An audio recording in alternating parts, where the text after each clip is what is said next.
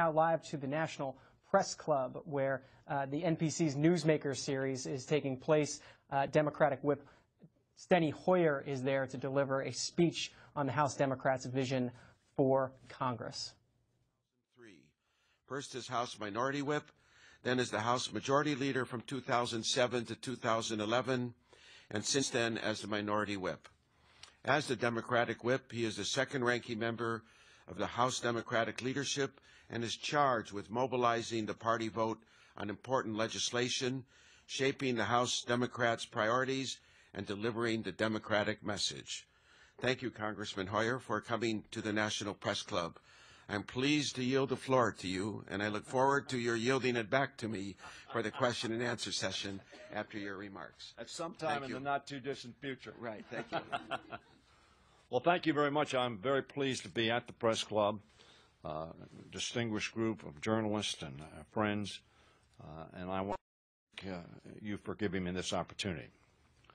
I also want to say that the President and I, Myron Belkind, had an opportunity to discuss this coming weekend's activities, when Maryland will play Ohio State, from which he graduated and was chairman of their newspaper, The Lantern. So I'm very pleased to be here today. Hopefully I'll be pleased on Sunday. Yes. In 5 short weeks, the American people will make a decision about the direction that they want this country to go. They're going to have to choose what kind of government they want. One characterized by endless gridlock, or one that achieves progress. A government on their side, or one that tells them you're on your own. Congress, many Americans feel, with justification, isn't on their side anymore. Across the country, people are losing faith that Congress will or can meet its responsibility to support and grow a strong middle class. Congress, of course, has not always been this dysfunctional. With a responsible majority, and with members coming together with a seriousness of purpose, Congress can do a great deal of good. In the 1950s, Democrats and Republicans worked together to invest in an interstate highway system that spurred unprecedented economic growth. As part of President Johnson's Great Society, Congress passed the Higher Education Act so millions could afford the college education of which their parents and grandparents could only dream. Compromise and cooperation led to the enactment of Social Security in 1935 and Medicare and Medicaid in 1965. It brought us the Civil Rights Act and Voting Rights Act 50 years ago. In 1990, Congress came together to pass the Disabilities Act to open the doors of opportunity to millions. In 1997, the parties worked together to lay the groundwork for a bill that balanced the federal budget and created unprecedented surpluses. Bipartisan compromise to achieve progress is no myth. It's happened. It worked. It can work once more. The American people can have a Congress that places productive policymaking ahead of partisan politics. One that tells the middle class, we're on your side. As voters prepare to elect the next Congress, they have a clear choice. Maintain a Republican House majority that has made obstruction and partisanship its policy. Or elect a Democratic majority that will end the gridlock by focusing on the issues that matter and by working in a bipartisan way to make progress. We've done that. We will do it again. And we need to make progress. According to a Gallup poll this month, 4 in 10 Americans believe it doesn't matter which party leads Congress. But in fact, it matters a great deal. Voters should be deeply concerned about continuing the Republican House majority for 2 reasons, at least. First, Republicans have ignored the will of the people by refusing to address the issues that Americans care about. Secondly, they have overseen the least productive and most closed Congress in modern history. In doing both, they have directly contradicted the pledges that they made.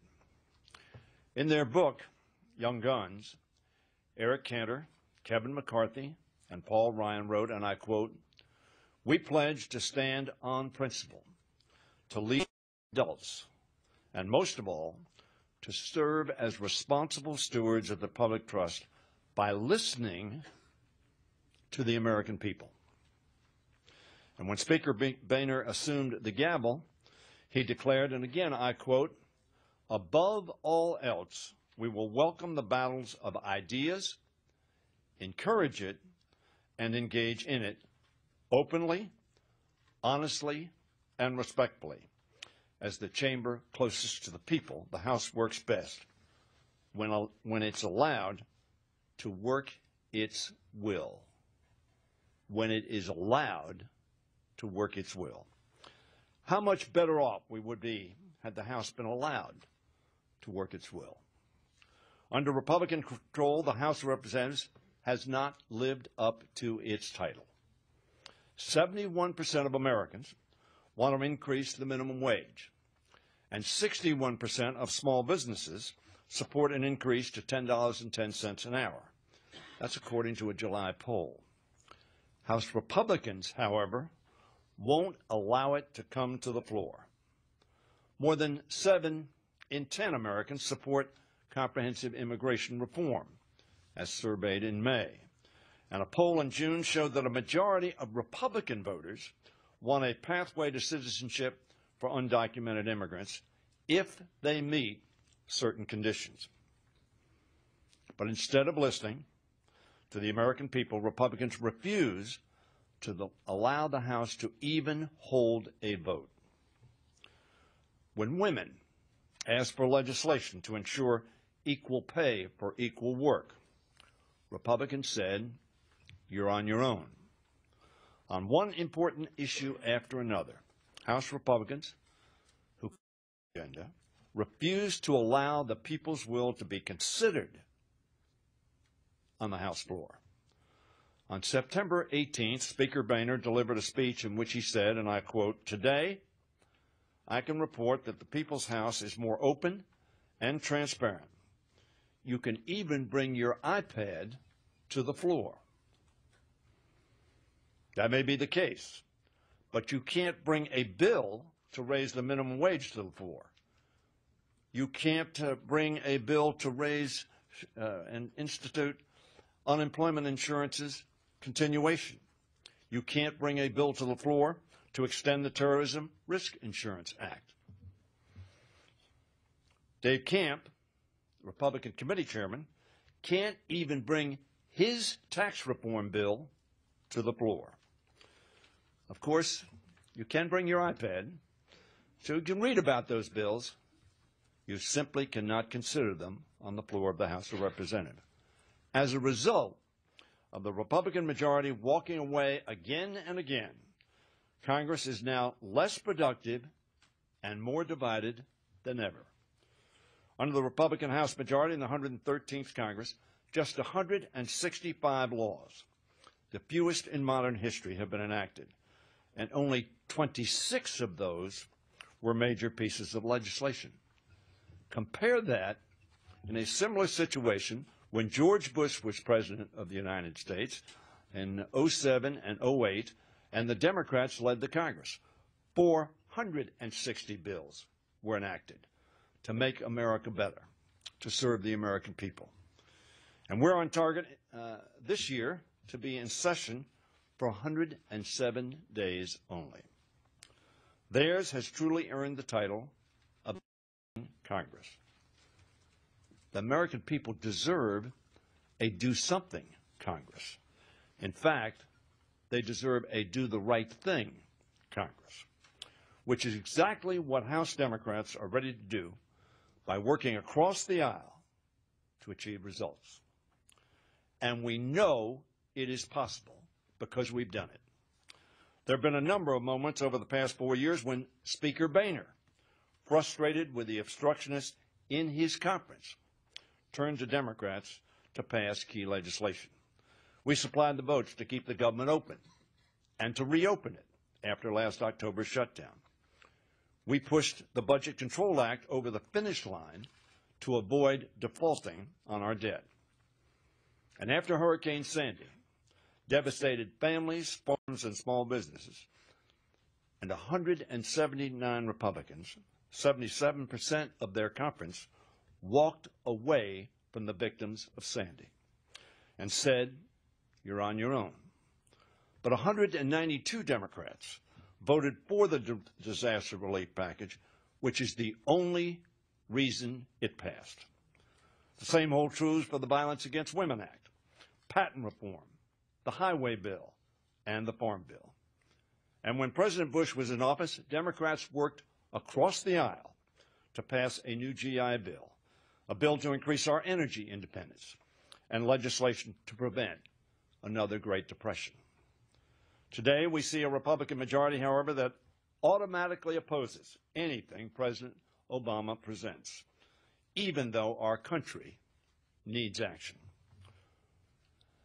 Atlas Shrugged, the Ayn Rand novel that Paul Ryan often cites as inspiration for the ideology he and other here, says this about Congress.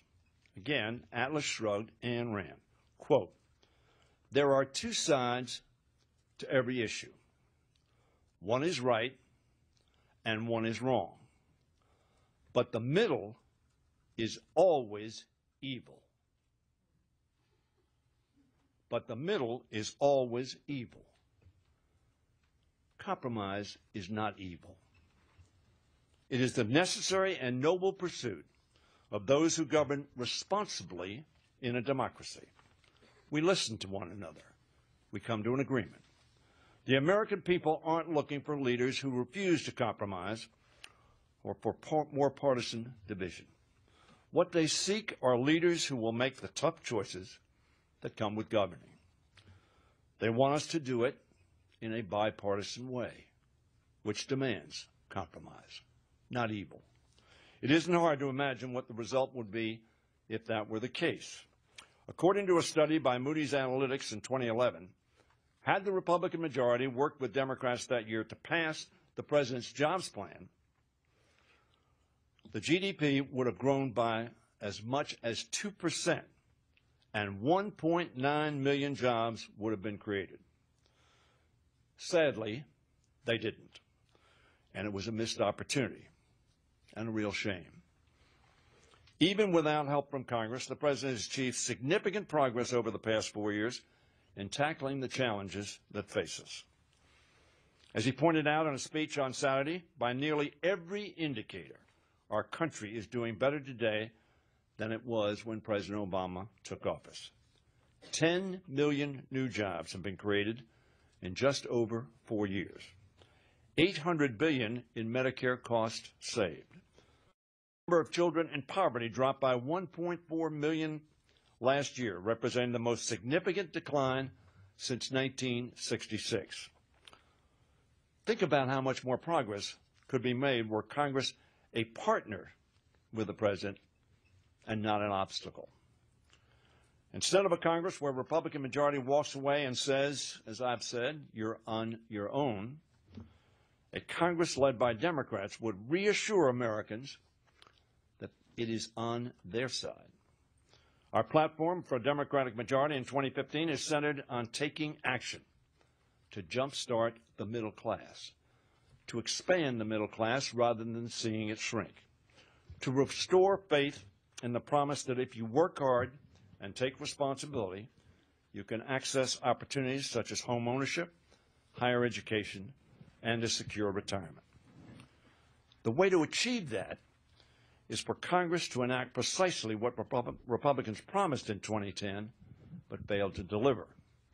And that is to quote their pledge, and I quote again, "a plan to create jobs, end economic uncertainty, and make America more competitive."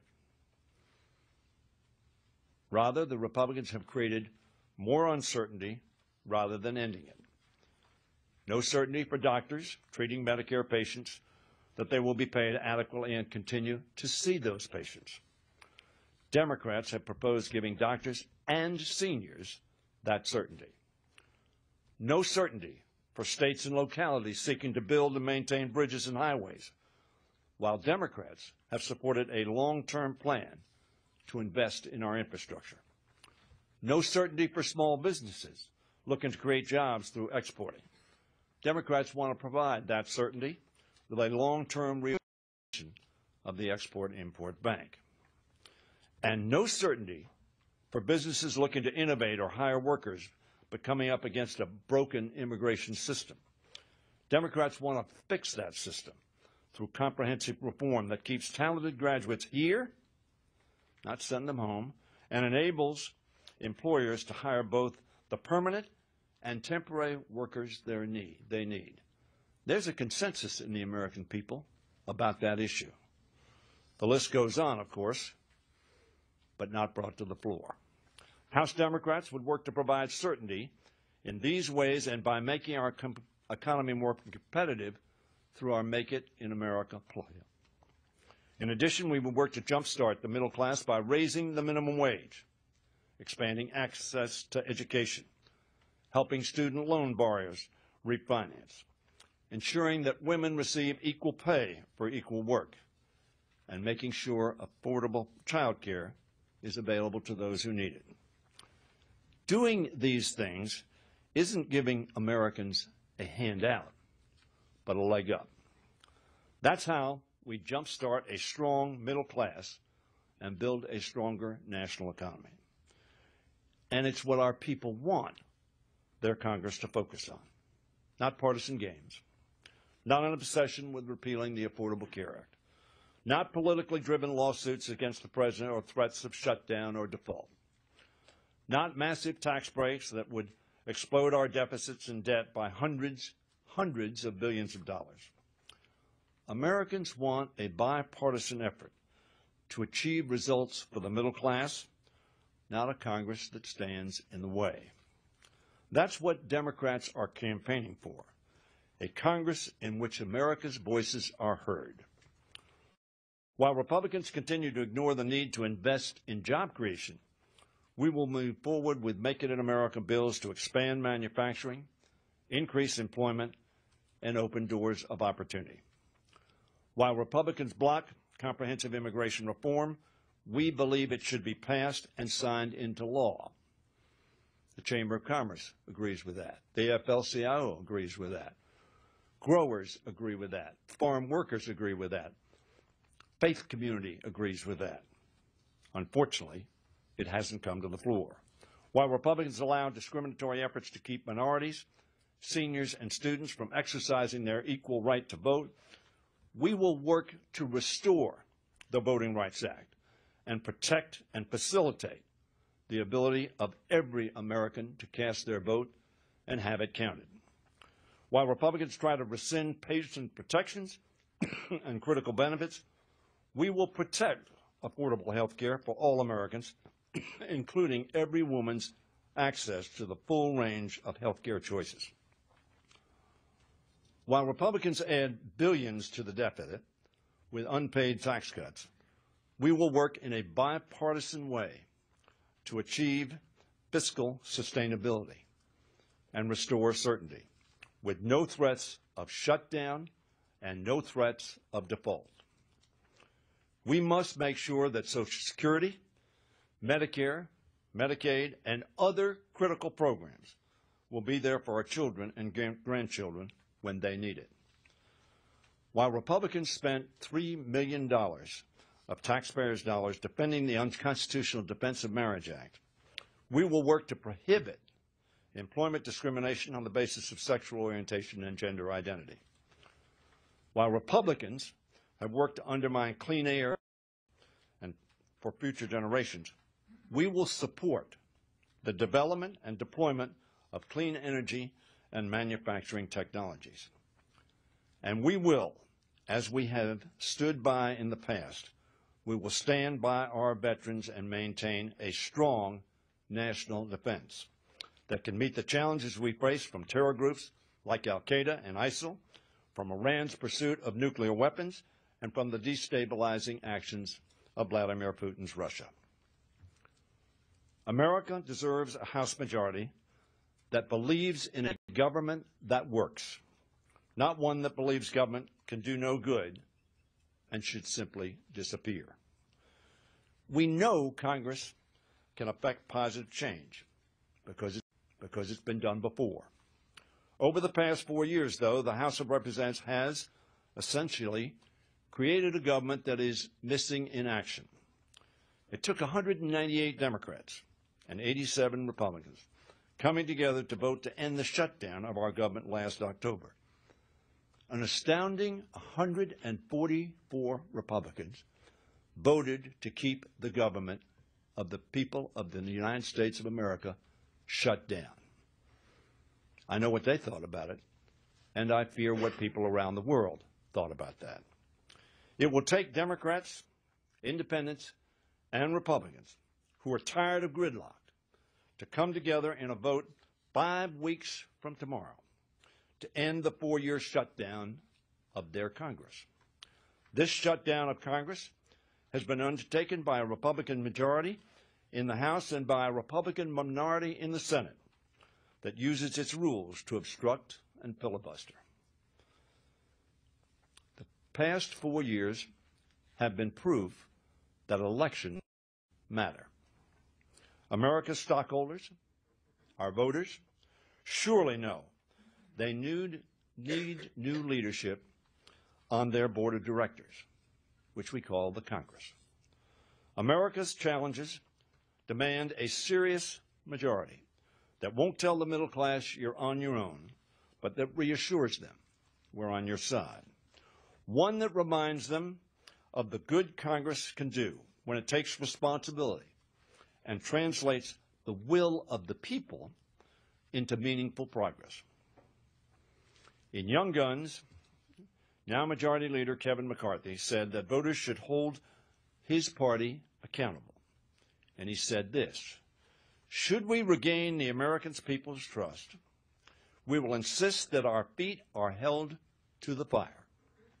If given the opportunity to govern, we will deliver on our commitment.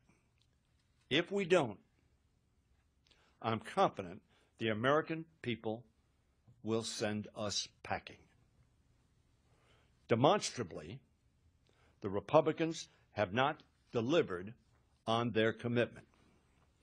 In a Gallup tracking poll last month, 59% of the American people polled said they disapproved of Congress.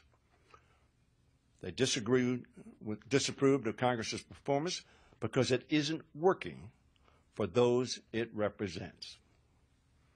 Time to send them packing. On November 4th, the American people will have an opportunity to heed Mr. McCarthy's advice and take their Congress back.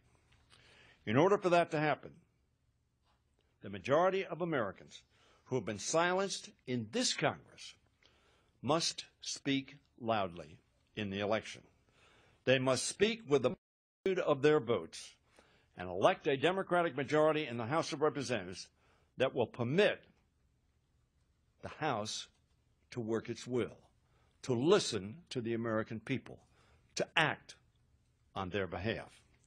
They must choose a leadership that truly serves the will of the American people and is committed to building a future of opportunity, security, and certainty. Certainty for our economy, certainty for our middle class, and certainty that the people's house will always be on the people's side. Thank you very much.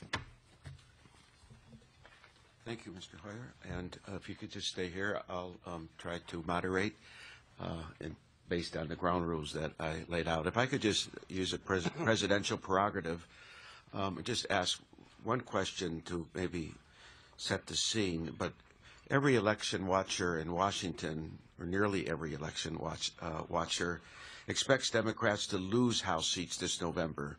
Why do you think that is?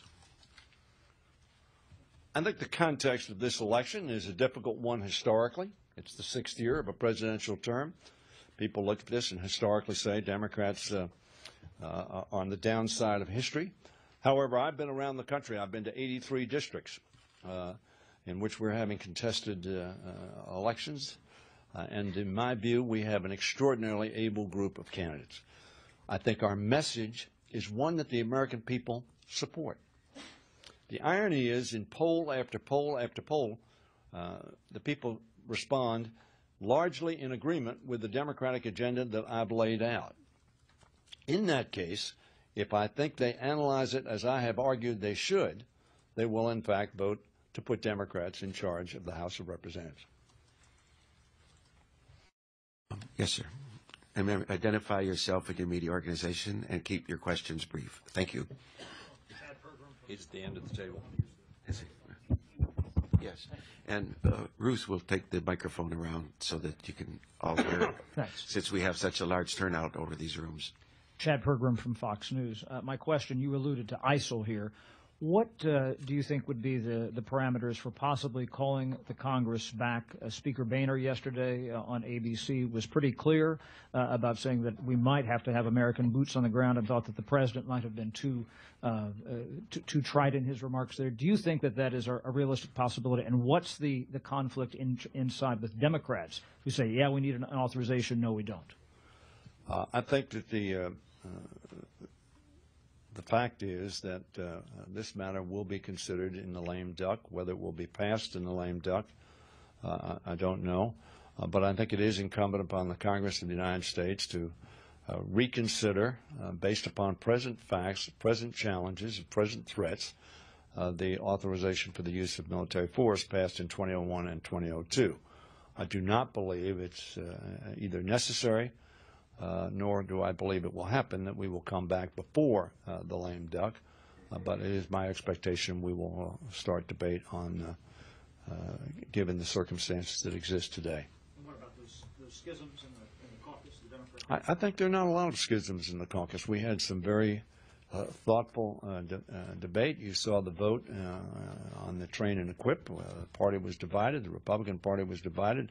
I thought that was one of the more thoughtful debates that we've had during the course of the last 2 years, in which, in fact, the House did work its will and, in fact, did listen to the American people.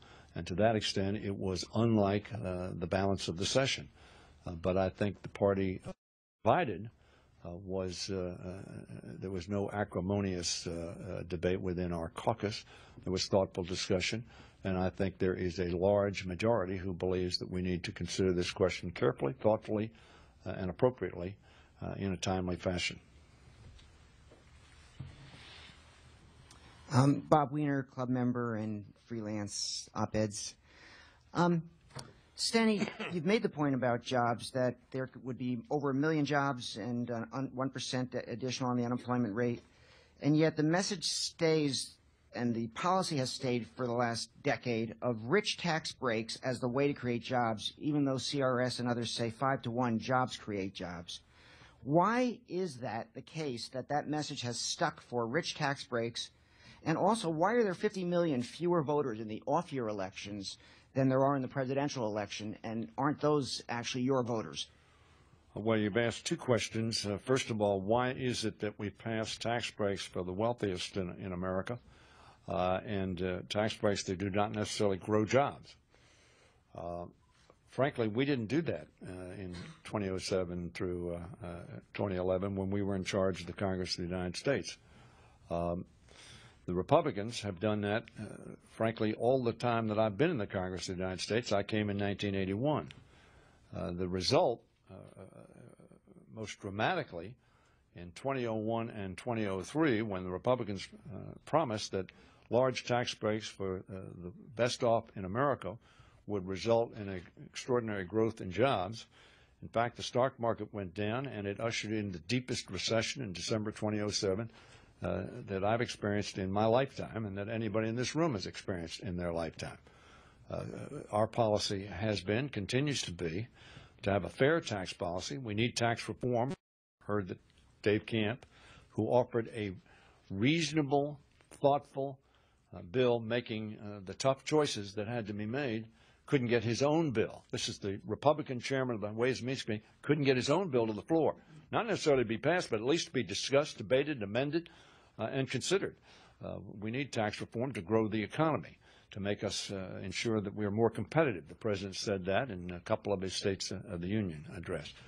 Secondly, it is, in a recent poll, a significant percentage of the American public was not sure there was an election on November 4th. What I'm arguing is elections make a difference and need people to come out to the polls. My proposition, one of the reasons that Republicans around the country are trying to make it more and more difficult for people to vote is because their premise, which is accurate in my opinion, if everybody votes, Democrats win. And I would urge every American to set aside a time to come to the polls. In Maryland, they can come to the poll for 7 days before November 4th, the 23rd through the 30th. And I would urge them to do so. If they want their voice heard in the Congress of the United States, if they want to make sure that a Republican leadership does not refuse to bring to the floor of the House of Representatives that which clearly mirrors the will of the American people, they need to go to the polls and vote. We celebrate next year, we recognize next year the 50th anniversary of the John Lewis march across the Edmund Pettus Bridge, in which he marched simply to register to vote in Montgomery, from Selma to Montgomery. He was beaten, as were others in that line of marchers.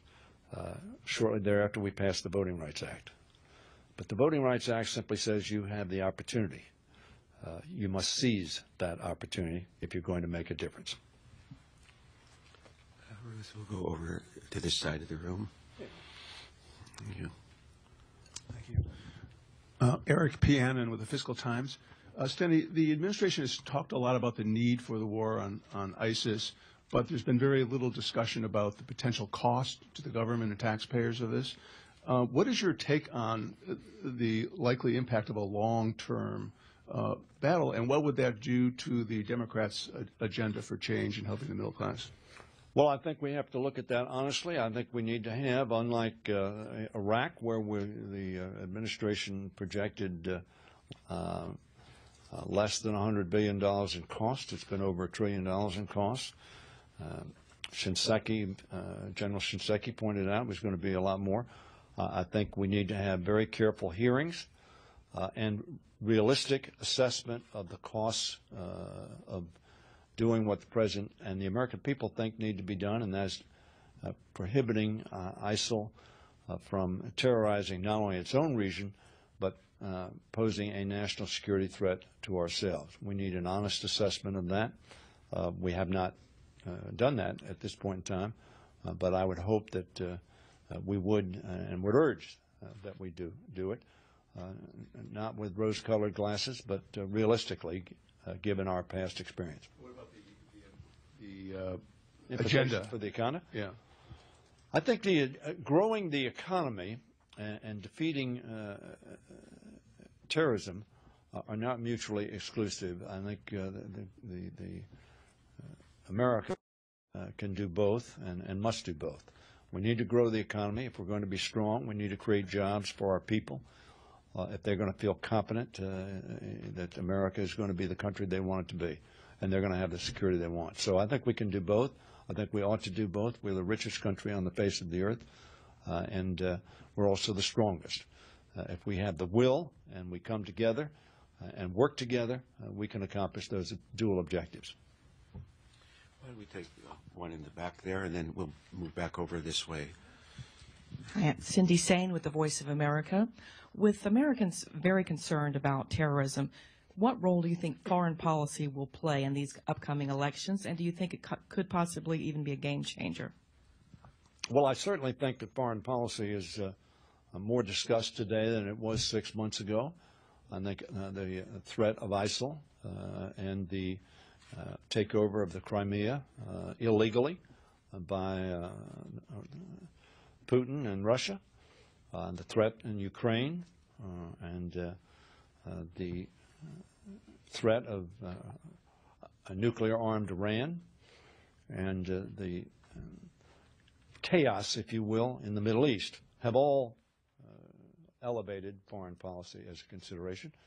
However, I believe that the American people are still very focused on the economy, on their future of them and their families, and I think they have more confidence today than they had 6 years ago when President Obama took office, but I still think it's a major concern. But there is no doubt that foreign policy and the threat of ISIL, posed by ISIL, by Russia in Ukraine, and a nuclear-armed Iran raised the focus.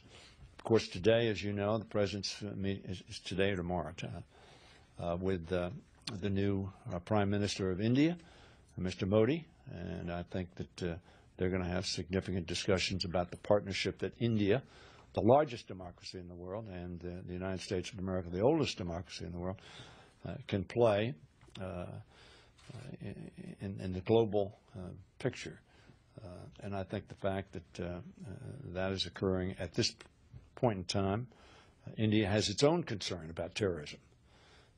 I think points out the relevance of your question, that foreign policy is going to be a significant concern. But my own view is the continuing economic concerns, and as I posited today, the lack of effectiveness or willingness of the present majority in the House of Representatives to bring to the floor and to consider the agenda of the American people will be, hopefully, and I think, a major consideration. Right. Billy House, National Journal. How are you? I know you're not conceding anything in terms of the midterms, but the growth areas for the Republicans appear to be swing state seats: New York, Illinois, California. How would Republicans winning those seats, do you think, change the way that conference operates, with concern about 2016 losing those seats? Well, Mr. Boehner seemed to be pretty optimistic in his discussion over the weekend, but I'm not sure that those seats would change the very hard line that is in control of the Republican Party. After all, it's not only the seats that control in the Republican Party, it's the Club for Growth, Heritage Action, the Koch brothers, and others whose vast contributions of money have had a real impact on the Republican Party, not only the 45 or 50 or 60 hardliners in the Republican conference. After all, had Boehner been willing to walk away from that group, as I pointed out on numerous occasions, when he was willing, we passed significant bipartisan legislation. He's been unwilling to do that. So whether or not, notwithstanding the fact that I think the majority of his caucus do not fall in that very hardline segment of their group.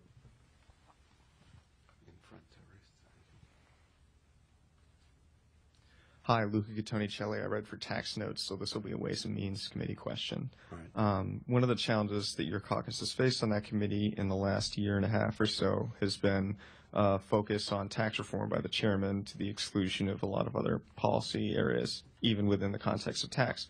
So with a new chairman coming in and the potential for bills outside of tax reform moving, how do you think your caucus, even if it were just to remain in the minority, could have more influence on tax policy in the House?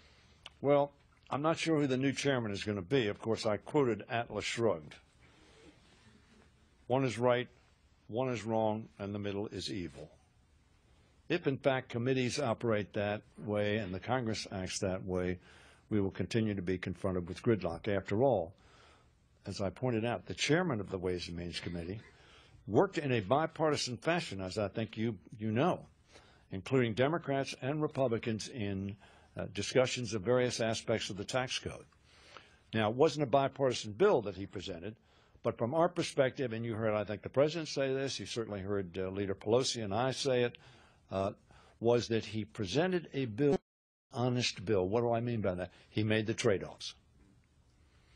However, the Speaker's response to a real bill making real trade-offs was blah, blah, blah, blah. In response to a question, what are you going to do about that bill? Completely dismissing it. What did they bring to the floor? They brought to the floor bills which would create almost $1 trillion in additional debt, and not paid for any of it. Some of those we were for, some we were against, but we pointed out that you're going to explode the deficit one more time, as you did in 2001 and 2003 on your tax cuts, which you did not pay for. So the answer to the question is we need tax reform. I think there is a bipartisan consensus that we need tax reform.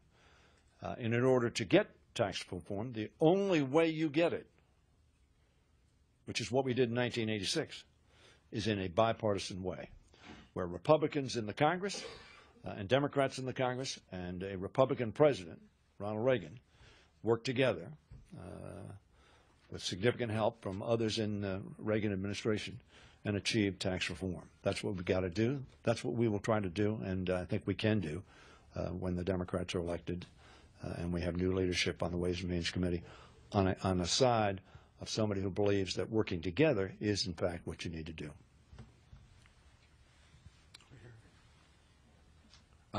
Peter Sun with Capital Intel. Sometimes the lame duck session is used to approve free trade agreements, bilaterals. Is there any plans on this lame duck? I don't think so. Republican leadership has not mentioned it at all, and I doubt that it will come up either the Pacific or the European. I doubt that they will come up.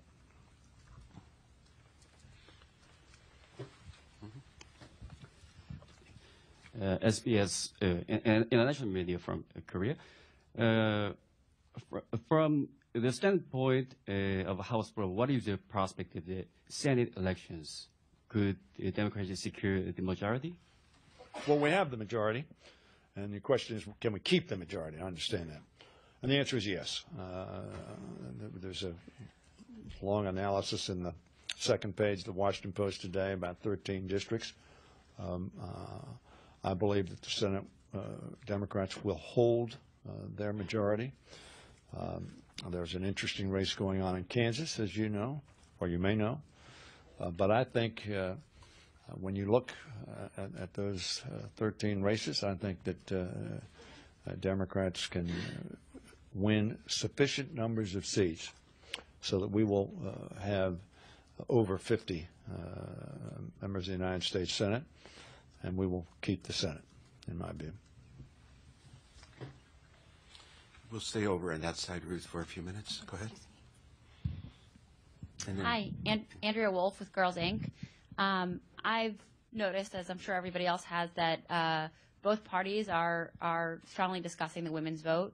How do you feel that the women's vote is going to affect this election, and how do you view Republicans' approach to trying to capture the women's vote, which has historically gone to Democrats?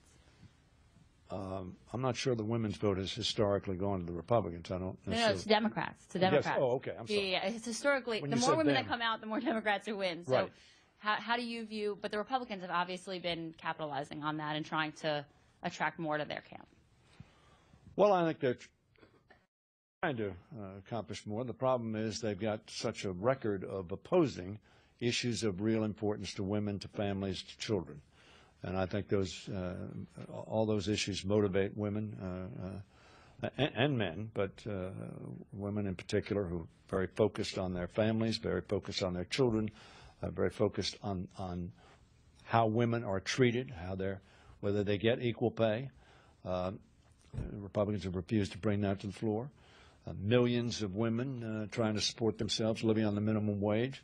The minimum wage is lower today by about 45% than it was in 1968. The last time we raised the minimum wage was when we took back the House. We need to raise the minimum wage. We need to provide for affordable child care. So I think that women, when they come out to vote, will look at the records. It's not about talking about being for women. You've got to act and vote to do that. So that I think there is no doubt that women vote in significant majorities for Democrats, and I would urge them, as I've urged everybody in this speech, to come out and express their voice so that their issues will in fact be brought to the floor of the House of Representatives for consideration. Right now, they're shut out and shut down. Thank you. And right there. Hi, I'm Mary Berger with Washington Trade Daily. Hi, Mary Berger. Hi. I wanted to follow up on the question about trade and ask you if you've heard anything about the possibility of Trade Promotional Authority coming up in the lame duck. And then on the U.S. Export-Import Bank, which you mentioned in your speech, what's your strategy for getting a long-term reauthorization next year? Well, we, as you know, Mr. Cantor and I, for 3 or 4 months in a bipartisan, one of the few issues in the last Congress that we did in a bipartisan way, Mr. Cantor and I worked on. We brought that bill to the floor, and every Democrat voted for it. 93 Republicans voted against it. And Republicans in this Congress have refused to bring it to the floor, notwithstanding my urging. I talked about certainty in my speech, where the Republicans said one of the things they wanted to bring to the Congress was certainty. Mr. Hensling is very much opposed to the Export-Import Bank. We believe it has a very positive effect on job creation, and it makes money for the Treasury. The irony is the party that wants to balance the budget rejects a mechanism that makes money for the Treasury.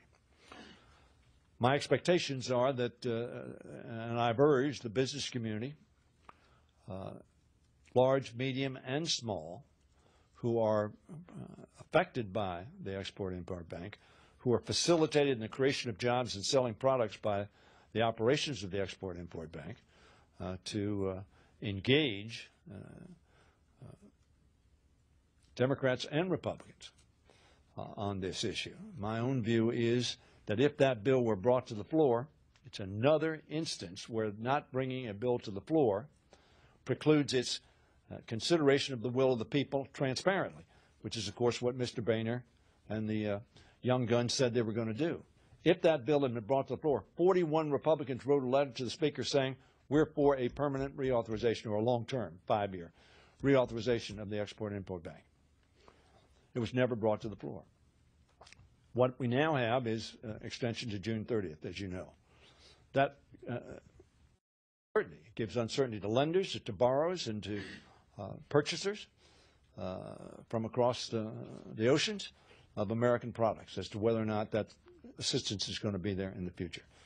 So the question, what I'm going to do is I'm going to work hard to see it reauthorized as soon as possible to give certainty to all of those entities in the near term. TPA, I think TPA was incorporated in your answer, and in your question, and I think it's essentially my response. I don't think right now there is the consensus in either party to bring that forward. As you know, I have been historically a very strong supporter and continue to be. Yes, ma'am. Hi, Mr. Hoyer. I'm Dara Baldwin. I'm from the National Disability Rights Network. And my question, I know the answer already because I know how you feel, but I want to put it out there, is in reference to the voting block of people with disabilities. You're right, Mr. Lewis, and people of color got that right.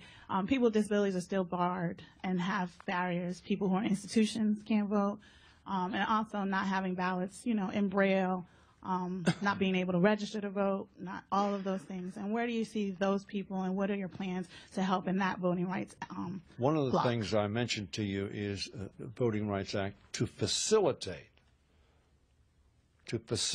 people voting. This democracy is better the more inclusive it is. The more people that speak, i.e. vote, the better America will be. And to the extent that we facilitate all people voting, America will be better. And certainly as the sponsor of the Americans with Disabilities Act, as a co-sponsor of the Amendments Act, I believe very strongly that we need to adopt reasonable accommodations in the language of the Disabilities Act, which facilitate people with disabilities voting, either access to polls, Braille ballots, other ways to communicate the choices with maintaining the secrecy of the ballot for those with disabilities, we need to do. And I will continue to work on that. And we need to pass a Voting Rights Act response to Shelby versus Holder, which adopted a premise that is not true, that somehow things have changed to they no longer need the protections that were included in the Voting Rights Act, passed overwhelmingly in 2006 by Republicans and Democrats and signed by George Bush. The announcement that you were going to be speaking and taking part in Newsmaker generated a number of questions from outside of the press club, from members who are not living in Washington, and I would just like to intersperse a few. The crowning achievement of the last Democratic Congress, I think you would agree, was Obamacare. How do you think it has turned out so far, and what impact, if any, will it have on the midterm elections? The Affordable Care Act, as I call it. The President points out correctly that it will be, the Republicans will call it Obamacare right up until the time that it is widely perceived as working well. Then they'll call it the Affordable Care Act. I think the Affordable Care Act is working. Like any large piece of legislation, it was difficult to implement, continues to pose a challenge. We're just recently into it. However, millions and millions and millions of people now have access to affordable quality health care. Millions of people are not shut out because of pre-existing conditions. Being a woman is not treated as a pre-existing condition under the Affordable Care Act. In fact, we've seen stories which indicate that premiums are coming down, that competition is up, and we now have a marketplace. The irony is that it was perceived as somehow a socialist system. These are all private sector providers. All we've created is a market to which consumers can go and compare comparative shopping. That's what the free market is all about. So I think at worst, the Affordable Care Act is going to be a neutral, and in my opinion, mostly a positive. And certainly as the years go by, it will become a more positive aspect of American life because more and more and more Americans will have access to affordable quality health care, which they need, which they want, and which I think increasingly they see the Affordable Care Act as accomplishing. This is your 33rd year in Congress, and I wonder if, from that perspective, I'd just like to ask another question that we received. But this year has featured one government, if you like, screw-up after another, from the VA scandal to the IRS scandal to the intelligence failures that made the growth of ISIS seem like a surprise. Given all that, how much faith should the American people have in their federal government? Well, I think, as I've said, we need to restore the faith that has been shaken by the unwillingness of the Congress of the United States, the Republican leadership in the House of Representatives in particular, to consider the issues that the American people feel are important, and by polling data, overwhelmingly support. And I think if the Congress were working, the trust level would be substantially heightened. Now, we have some real challenges. And when, frankly, things don't work correctly, Democrats came out very strongly with reference to the VA issues, with respect to the altering of statistics in terms of veterans' waiting times. All of us were very angry about that. And the President has put in a new leader who is making very substantial reforms to make it work as well as veterans deserve, which means making sure they have access to the VA healthcare system in a timely basis, which provides them very good health service, which they agree it provides them. It's getting to it. On the IRS, I think the hearings that have been held on that pretty clearly indicate this was not at the direction of the administration.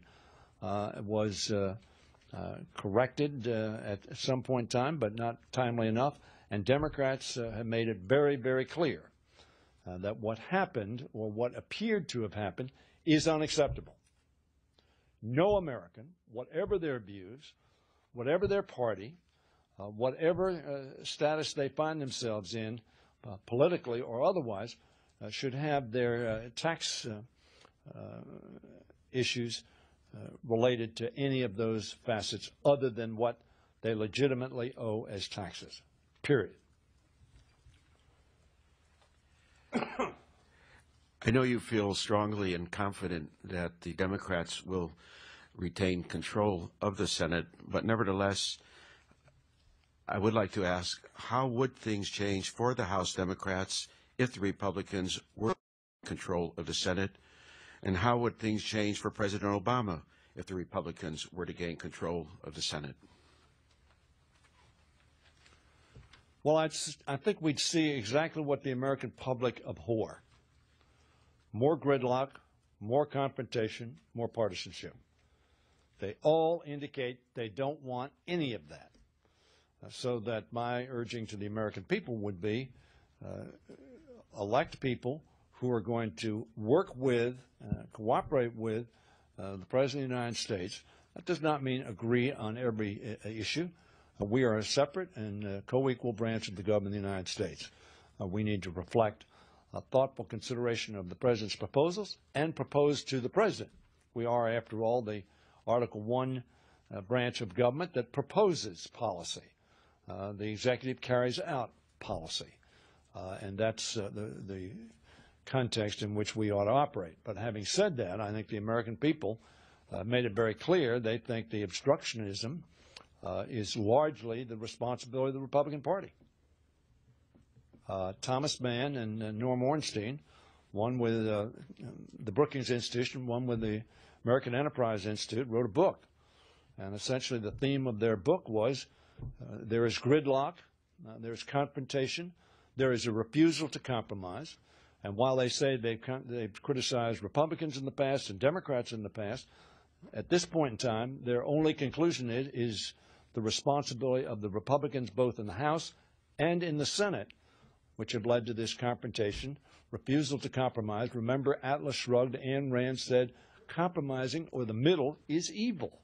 If you believe that, if you believe it is simply my way or the highway, or my way or no way, then you will get the gridlock and confrontation that you hate. So my proposition to the American people in this speech and when I go any place in the country is, if you don't like what's going on, elect a party that will work with the President to create a better economy and a more secure country. Congressman Hoyer, I thought that it would be too partisan if we were to exchange mementos representing our respective universities, Ohio State and the University of Maryland. And so I chose a more professional, neutral memento to present to you, the traditional National Press Club mug. And we thank you for being here today. Thank you very much. Good luck on Saturday. Okay, good. Thanks a lot. And he wished me good luck on Saturday. But he had I have to be polite. polite. They were crossed.